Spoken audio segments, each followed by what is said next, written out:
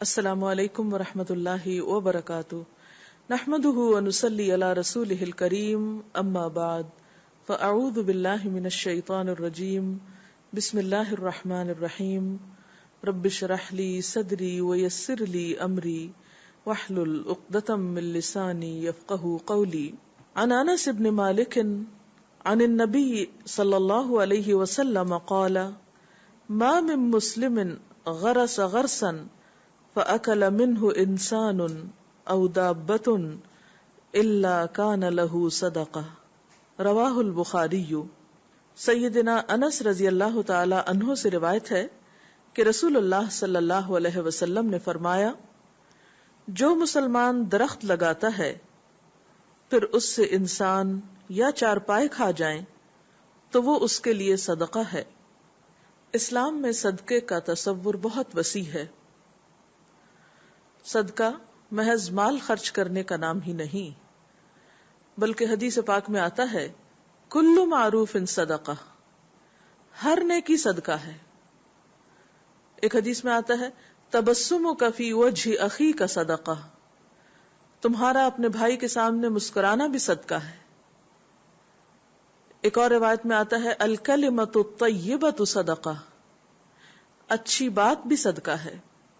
تو گویا صدقہ کسی ایک مخصوص شکل میں نیکی کرنے کا نام نہیں، بلکہ انسان اللہ کی رضا کی خاطر بے غرض ہو کر کوئی بھی اچھا کام کرتا ہے جس سے خلق خدا کو فائدہ پہنچتا ہے تو وہ انسان کے حق میں صدقہ شمار ہوتا ہے۔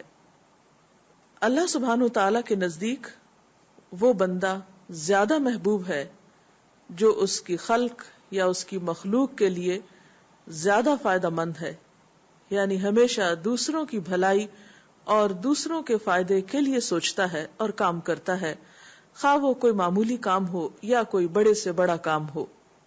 عام طور پر یہ سمجھا جاتا ہے کہ انسان شاید کچھ مخصوص قسم کی عبادات یا مخصوص رقم مال کی خرچ کر کے ہی اللہ کا قرب پا سکتا ہے، حالانکہ ہر نیکی اور خصوصاً بندگان خدا کی بھلائی کے کام انسان کو اللہ کے قریب کرتے ہیں۔ خاص طور پر اس حدیث میں فرمایا گیا کہ کوئی مسلمان اگر کوئی پودا لگاتا ہے، کوئی درخت لگاتا ہے، تو اس کے لگانے کے بعد یعنی اس کی محنت کے بعد اس پودے میں سے اس کے پھل یا اس کے اندر جو بھی کھانے کی چیز ہے وہ کوئی انسان کھاتا ہے یا پھر کوئی جانور کھا لیتا ہے، اور جانور ظاہر ہے کہ بعض اوقات پودے کا محض پتے وغیرہ یا بیکار حصہ کھاتے ہیں، تو یہ تمام چیزیں درخت لگانے والے کے حق میں صدقہ شمار ہوتی ہیں۔ الا کان لہ صدقہ، مگر یہ کہ اس کے لیے یہ سب کچھ صدقہ لکھا جاتا ہے۔ اب آپ دیکھیے کہ اسلام میں درخت لگانا صدقہ ہے، اور درخت لگانے کے بعد اس کے یہاں تو خاص طور پر اس میں سے کچھ کھانے کی بات ہے، لیکن آپ دیکھیے کہ ایک درخت کا وجود ہی ایک نیکی کمانے کا ذریعہ ہے۔ مثلا ایک درخت پر جو بھی سبزہ اور پھل پھول وغیرہ ہیں وہ دیکھنے میں ایک خوبصورت منظر پیش کرتے ہیں، تو جب بھی کسی انسان کی نظر اس پر پڑتی ہے اور اس کا دل خوش ہوتا ہے تو کریڈٹ کس کو جاتا ہے؟ لگانے والے کو، کہ لگانے والے نے اس درخت کو لگایا، اس کی کیئر کی، اس پر محنت کی۔ اب ایک درخت کے اوپر ایک نہیں، دو نہیں، ہزاروں انسان کی نظریں پڑ سکتی ہیں۔ اب آپ دیکھیے کہ ایک درخت جب کوئی لگاتا ہے تو اسے صرف چند لوگ نہیں دیکھتے، ہزاروں انسان دیکھتے ہیں۔ تو جتنے لوگوں نے بھی اس کو دیکھا اور دیکھ کر انہیں خوشی حاصل ہوئی، اس شخص کے لیے یعنی درخت لگانے والے کے لیے اجر و ثواب کا باعث ہوا۔ پھر اسی طرح اگر اس درخت کے سائے میں کوئی آ کر بیٹھا تو اس کا ثواب بھی درخت لگانے والے کو پہنچے گا۔ اسی طرح آپ جانتے ہیں کہ درخت ہمیں آکسیجن فراہم کرتے ہیں، ہماری پولوشن کو ختم کرنے کا ذریعہ ہے، کاربن ڈائی آکسائڈ اپنے اندر جذب کر لیتے ہیں اور ہمیں آکسیجن فراہم کرتے ہیں، اور یہ عمل دن بھر ہوتا رہتا ہے۔ تو اس سارے عمل کا اصل ثواب کس کو جائے گا؟ کیونکہ درخت تو ایک بے جان چیز ہے، اس کو تو ثواب نہیں چاہیے، وہ تو بے غرض ہو کر آپ کو فائدہ پہنچا رہا ہے، آپ سے کچھ بھی نہیں چاہتا. تو اصل فائدہ اس انسان کو پہنچتا ہے جو درخت لگاتا ہے. اس لیے ہمیں نیکی کے کاموں کا ہمیشہ حریص رہنا چاہیے، خواہ وہ معمولی کام ہی کیوں نہ ہو. عام طور پر ہم اپنے معاشرے میں سبزے کی کمی کی شکایت کرتے ہیں اور پولوشن میں ہر روز اضافہ ہونے کی بات ہم سب کو پریشان کرتی ہے، لیکن اس کا عملی حل کیا ہے کہ ہم زیادہ سے زیادہ درخت لگائیں. اور اگر درخت لگانے کا یہ ثواب ہمارے ذہن میں ہو تو یقیناً ہم اس میں پیچھے نہ رہیں. پھر اس میں آپ دیکھیے کہ اسلام نے جو صدقہ جاریہ کا کانسیپٹ دیا ہے وہ بھی ہمارے لیے ایک بہت بڑی موٹیویشن ہے کہ ایک انسان ایسا کام کرے کہ جس سے وہ صرف خود فائدہ نہ اٹھائے، صرف اس کے سامنے کے لوگ یا اس کے زمانے کے لوگ فائدہ نہ اٹھائیں، بلکہ اس کا فائدہ اس کے مرنے کے بعد بھی دوسروں کو پہنچتا رہے. یعنی وہ خود چلا گیا دنیا سے لیکن اس کا کیا ہوا کام دوسروں کے لیے نفع بخش ہے. تو ایسے شخص کو اللہ تعالیٰ نے محروم نہیں رکھا جب تک اس کی ہوئی نیکی دنیا میں باقی ہے. مثلا اگر اس نے ایک درخت لگایا ہے تو جب تک اس سے انسان فائدہ اٹھا رہے ہیں، جب تک اس سے حیوان فائدہ اٹھا رہے ہیں. مثلا ایک درخت نے زندگی میں کوئی پھل وغیرہ نہیں دیا لیکن اس درخت کی لکڑی اتنی مفید تھی کہ اس سے کوئی فرنیچر بنا لیا گیا، تو جب تک کوئی شخص اس فرنیچر کو استعمال کرتا ہے تو پھر فائدہ اسی کی طرف پلٹتا ہے جس نے وہ درخت لگایا. اب ایک شخص خود بھی دنیا میں موجود نہیں، وہ جا چکا ہے، درخت بھی موجود نہیں، لیکن درخت ایک اور شکل میں انسانوں کو فائدہ دے رہا ہے. تو جب تک وہ لکڑی باقی ہے، جب تک وہ فرنیچر باقی ہے، جب تک اس چیز سے فائدہ پہنچ رہا ہے، چاہے اس کے لیے سینکڑوں سال بیت جائیں تو اس سے کوئی فرق نہیں پڑتا. محنت کرنے والے کا صلہ اور اجر محفوظ ہے، بلکہ جاری ہے، اور مسلسل اس کا نفع اس کو پہنچ رہا ہے. لہذا ہمیں حریص اس بات کا ہونا چاہیے کہ ہماری ذات سے دوسرے انسانوں کو فائدہ پہنچے. آپ دیکھیے کہ پوری کائنات ہمیں اس بات کا سبق دیتی ہے کہ ہم بے غرض ہو کر دوسروں کے فائدے کے بن جائیں. مثال کے طور پر آپ دیکھیے کہ سورج مسلسل ہمیں فائدہ دیتا ہے لیکن ہم سے کسی صلے کی توقع نہیں رکھتا. ہم جتنی بھی اس سے انرجی، روشنی، جو کچھ بھی لیتے ہیں، ہم اس کو کیا لوٹاتے ہیں؟ کچھ بھی نہیں دیتے. لیکن وہ مسلسل اپنا کام کر رہا ہے. اسی طرح ہوا، اسی طرح بادل، بارش، سمندر، بہت ساری چیزیں ایسی ہیں کہ جو ہمیں یک طرفہ طور پر فائدہ پہنچا رہی ہیں لیکن ہماری طرف سے ان کو کوئی فائدہ نہیں پہنچتا اور وہ اپنا کام کیے چلے جا رہی ہیں. تو ہمیں بھی کائنات کی ان چیزوں سے سبق حاصل کرنا چاہیے اور انسانوں کے لیے، مخلوق خدا کے لیے فائدے کا بن جانا چاہیے. ہماری نیت، ہماری خواہش، ہماری تڑپ اور ہمارے عزائم یہی ہونے چاہیے کہ ہم زندہ ہوں، لوگوں کے بیچ میں ہوں تو بھی ہماری ذات سے دوسروں کو فائدہ پہنچے. اور اگر ہم دنیا میں نہ بھی رہیں، ہم یہاں سے چلے بھی جائیں، ہمارا نام نشان بھی ختم ہو جائے، تو بھی ایسے کام باقی رہ جائیں جس سے اللہ کی مخلوق کی بھلائی ہوتی رہے. اور یاد رکھیے اگر ہم اس چیز کی نیت ہی کر لیتے ہیں تو بھی ثواب ہماری طرف پلٹ آئے گا. اور پھر آپ دیکھیے کہ جو انسان دوسروں کے فائدے کا ہوتا ہے یا دوسروں کو فائدہ پہنچانے کی نیت رکھتا ہے، اللہ تعالیٰ اس کو بھی کسی صلے اور اجر سے محروم نہیں کرتے بلکہ ان ساری چیزوں کا فائدہ خود اسی پر پلٹاتے ہیں اور کئی گنا زیادہ کر کے اس کو لوٹاتے ہیں. اور بعض اوقات سال ہر سال تک اس کا کام اس کے لیے فائدہ مند رہتا ہے. تو اس سلسلے میں اگر آپ کے ذہن میں کوئی سوال ہو تو آپ پوچھ سکتے ہیں. رسول اللہ صلی اللہ علیہ وسلم کی حدیث مجھے بہت بیوٹیفل لگی، اور اس میں ایک مسلمان کی جو شخصیت سامنے آتی ہے وہ لگتا ہے کہ وہ ایک انوائرمنٹ فرینڈلی انسان ہے اور پیپل فرینڈلی بھی ہے کہ لوگوں کے لیے فائدہ مند ہوتا ہے. اور ایک چیز جو مجھے بہت خوبصورت لگی وہ یہ کہ ہم ماحولیات کے لیے دن مناتے ہیں، لیکن اس حدیث کے ذریعے سے وہ موٹیویشن پیدا کی جا رہی ہے کہ اگر آپ درخت لگائیں گے جو آپ کے انوائرمنٹ کو بہتر بنائے گا تو آپ کو ایک صدقہ جاریہ، ایک کنٹینیوس اس کے ریوارڈز ملتے رہیں گے. تو یہ بات مجھے بہت ہی خوبصورت لگی ہے. بات یہ ہے کہ انسان جب بھی کوئی نیکی کرے تو نمبر ایک یہ کہ فوری صلے کی توقع نہ رکھے، اور دوسری بات یہ کہ وہ ہر ایک کے لیے عام کرے، اس کو صرف ان لوگوں کے لیے نہیں جو جن سے اس کو براہ راست کوئی فائدہ پہنچ سکتا ہے. اور پھر یہ دائرہ وسیع سے وسیع تر ہوتا چلا جاتا ہے، اور اس بات کی فکر نہ کرے کہ اس کی نیکی ہوئی کہاں ہے یا کہاں گئی ہے. تو آپ دیکھیں گے کہ ایک نقطے سے جو آغاز ہوتا ہے وہ پوری دنیا تک پھیل جاتا ہے اس کا سلسلہ.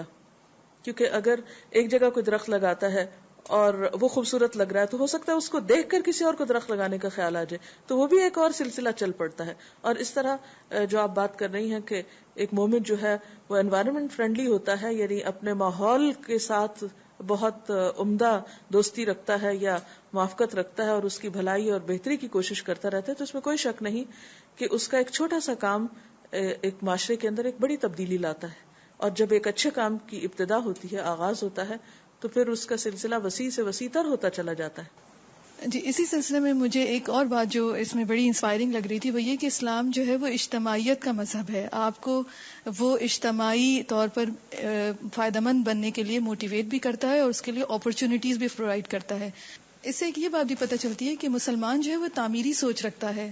تو پھر یہ جو مسکانسیپٹ آج کل مسلمانوں کے بارے میں ہے کہ وہ ایک تخریبی ذہن کے مالک ہوتے ہیں، اس حدیث سے، رسول اللہ صلی اللہ علیہ وسلم کی اس بات سے یہ پتہ چلتا ہے کہ جو مذہب انسانوں کو تعمیری سوچ کی طرف لے جاتا ہو اور دوسروں کے لیے فائدہ مند بناتا ہو، یہ کیسے ممکن ہو سکتا ہے کہ اس مذہب کے حامل افراد جو ہیں وہ ایک تخریبی سوچ کے حامل ہوں.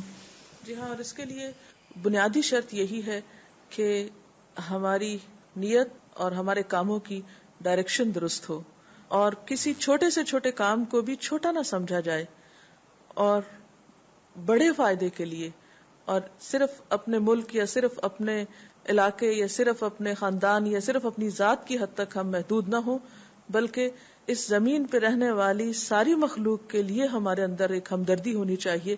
کیونکہ حدیث میں آتا ہے خیر الناس من ينفع الناس، انسانوں میں سب سے اچھا وہ ہے جو سارے انسانوں کے لیے اچھا ہے. اسلام ہمیں کسی قسم کا تعصب نہیں سکھاتا، ہمیں ہر انسان کے لیے بھلائی اور ہمدردی اور خیر خواہی کے جذبات رکھنے کا حکم دیتا ہے. جی آپ اگر کچھ پوچھنا چاہیں تو.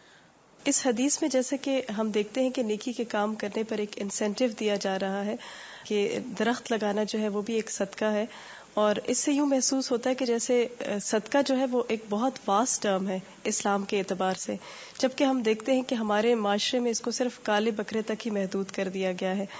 تو اسی کو صرف صدقہ جو ہے وہ تصور کیا جاتا ہے. تو اس پر اگر آپ کچھ روشنی ڈالیے کہ یہ کس حد تک درست ہے.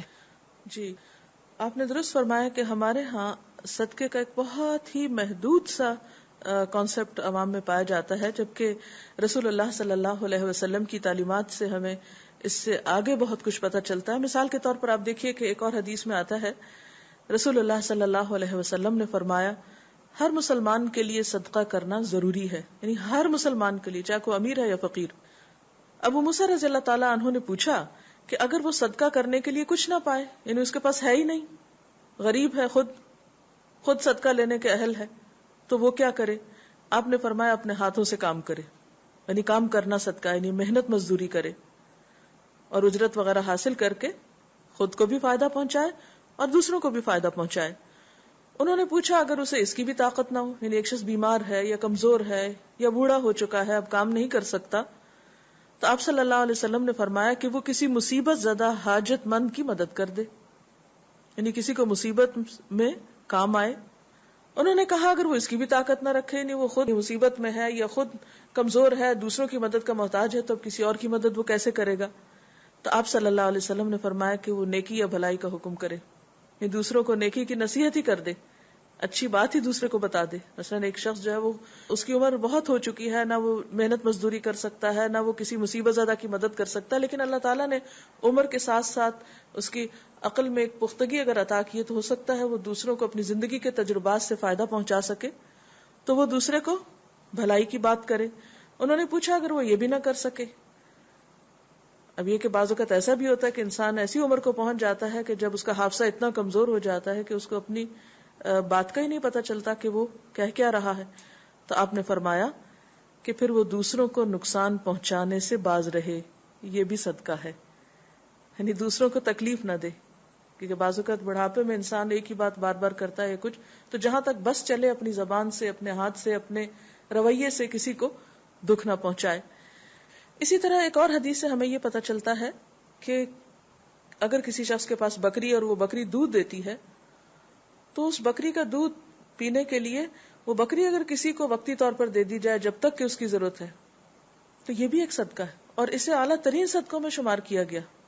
عام طور پر کیا ہوتا ہے کہ جو جانور دودھ دینے والا ہوتا ہے اس کے تو کوئی قریب بھی نہیں آنے دیتا، تو کہاں ایک شخص دودھ دینے والے جانور کو کسی اور کو وقتی طور پر دے دے کہ تم اس کا دودھ دو کر استعمال کرتے رہو جب تک تمہارے اپنے پاس کوئی ذریعہ یا سبب نہیں ہے. اچھا، یہاں ایک اور چیز بھی واضح کرنا چاہوں گی کہ جہاں درخت لگانا صدقہ ہے وہاں اس کے برعکس اگر کوئی درخت لوگوں کو تکلیف دے رہا ہے، راستہ روک رہا ہے، تو اس کو کاٹنا بھی ایک نیک کام ہے. تو اس سے بھی پتہ چلتا ہے کہ جہاں لگانا صدقہ ہے وہاں مخصوص حالات میں درخت کو کاٹنا بھی صدقہ ہے.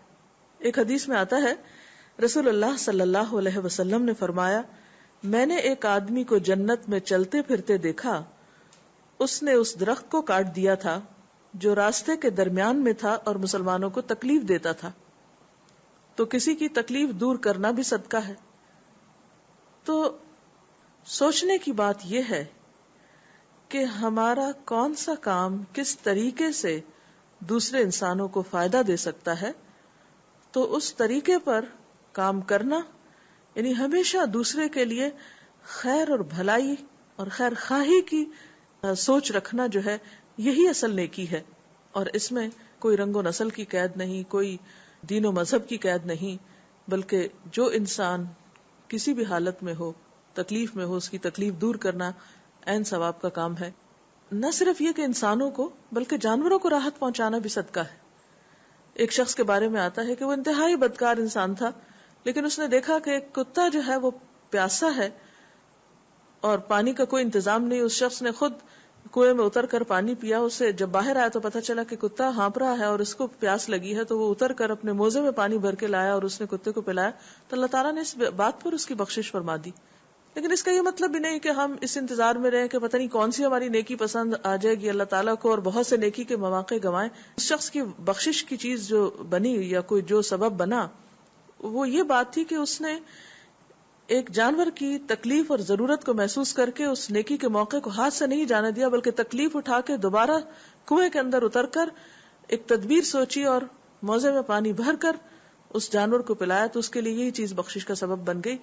تو ہمیں ہمیشہ دوسروں کے فائدے کا بننے کی تدبیریں سوچنی چاہیے، خواہ بعض اوقات خود قربانی دے کر، خود تکلیف اٹھا کر، کیونکہ اللہ تعالیٰ کو وہی انسان زیادہ محبوب ہے جو اس کی مخلوق کے لیے زیادہ نفع کا باعث ہے.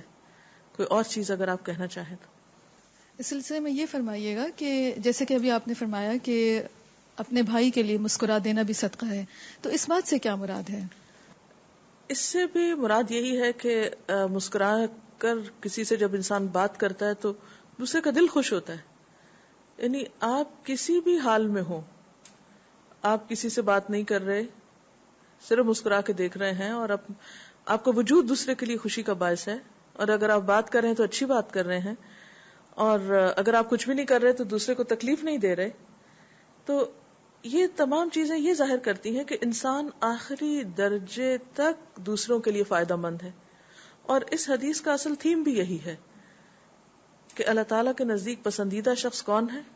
جو زیادہ سے زیادہ بندگان خدا کی بھلائی کے لیے، اور صرف بندگان خدا نہیں بلکہ مخلوق خدا جس میں انسان، جانور اور باقی سارے انوائرمنٹ آتی ہے، ان سب کے لیے مفید ہو اور اس کی ذات سے کسی کو تکلیف نہ پہنچے. اور ویسے بھی مسلمان کی ڈیفینیشن یہی کی گئی کہ المسلم من سلم المسلمون من لسانہ ویدہ، کہ مسلمان تو ہوتا ہی وہ ہے جس کی ہاتھ اور زبان سے دوسرے مسلمان محفوظ رہیں.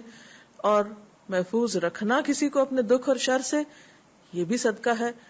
تو بات یہ ہے کہ صدقے کا مفہوم بہت وسیع ہے، خواہ آپ مال کا صدقہ کریں، خواہ آپ مسکراہٹ کا صدقہ کریں، خواہ اچھی بات کا کریں، اور اگر کچھ نہ کر سکیں تو اپنی ذات سے کسی کو تکلیف نہ دیں. تو بات یہ ہے کہ جب ہم ان تمام احادیث کا مطالعہ کرتے ہیں تو یہ بات سامنے آتی ہے کہ ہماری ذات سے دوسروں کو زیادہ سے زیادہ فائدہ پہنچنا چاہیے اور ہمیں دوسروں کو دکھ دینے سے بچنا چاہیے. مسلمان کی تو تعریف ہی یہی ہے کہ اس کی زبان اور ہاتھ سے دوسرے مسلمان محفوظ رہتے ہیں. المسلم من سلم المسلمون من لسانه ويده، کہ مسلمان وہ ہے جس کی ہاتھ اور زبان سے دوسرے مسلمان سلامت رہیں. تو اصل صدقہ کیا ہے کہ ہماری ذات سے انسان، جانور، ماحول، ہر طرف ہر ایک کو خیر و بھلائی پہنچتی رہے، دوسروں کو دکھ، تکلیف اور اذیت سے بچانے والے ہوں اور بے لوث ہو کر یہ خدمت بجا لانے والے ہوں. اللہ تعالی ہمیں زیادہ سے زیادہ نیکی کے کام کرنے کی توفیق عطا فرمائے اور ہماری ذات سے دوسروں کو کبھی بھی تکلیف نہ پہنچے. اللہ تعالیٰ ان کوششوں کو قبول فرمائے. تو اصل بات یہ ہے کہ صدقہ صرف مال ہی کا نہیں، صدقہ صرف مسکراہٹ ہی کا نہیں، صدقہ صرف درخت لگانے کا ہی نہیں، بلکہ ہر وہ کام جس سے بندگان خدا، اور صرف بندگان خدا ہی نہیں بلکہ دیگر مخلوق، جانور، درخت، پودے، ماحولیات، ہر ایک کو ہماری ذات سے خیر اور بھلائی پہنچے، یہی اصل صدقہ ہے، یہی اصل نیکی ہے. تو اللہ تعالیٰ سے دعا ہے کہ ہمیں وہ اپنے پسندیدہ بندوں میں شامل کر لے جن کی ذات سے ہمیشہ دوسروں کو خیر اور فیض اور بھلائی ہی پہنچتی رہے. آمین. اس کے ساتھ ہی ہمارے آج کے پروگرام کا وقت ختم ہوتا ہے. اجازت چاہتے ہیں. السلام علیکم ورحمۃ اللہ وبرکاتہ.